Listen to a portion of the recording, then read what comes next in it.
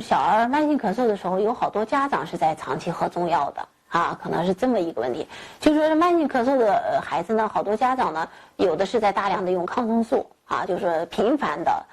长时间的使用各类的抗生素啊，有这种孩子。还有的孩子呢，就是说他用了抗生素以后可能控制不住，他就在长期的使用一些止咳药啊，长期的使用一些止咳药。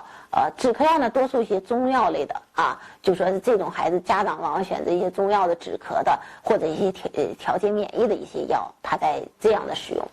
那么慢性咳嗽，针对慢性咳嗽的治疗呢，我还是要强调，慢性咳嗽呢，一定还是要从病因上去找原因。啊，还是要从病因上找原因，因为好多的慢性咳嗽是能够找到病因的，那么你还是要根据它病因来决定你的治疗啊，而不要盲目的这么样使用这种中药啊。比如说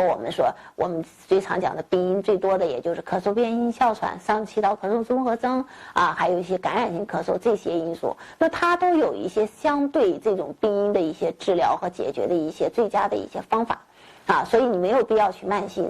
去长期的使用这个止咳药或者中成药类的药物哈。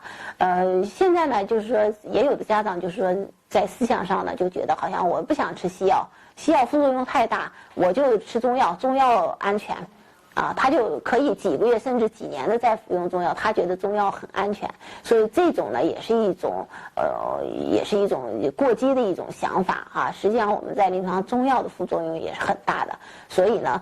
慢性咳嗽的孩子，我们还是不建议你要长期使用中药啊。你在治疗了以后效果不好的情况下，一定还是要再就诊啊，再寻找病因的。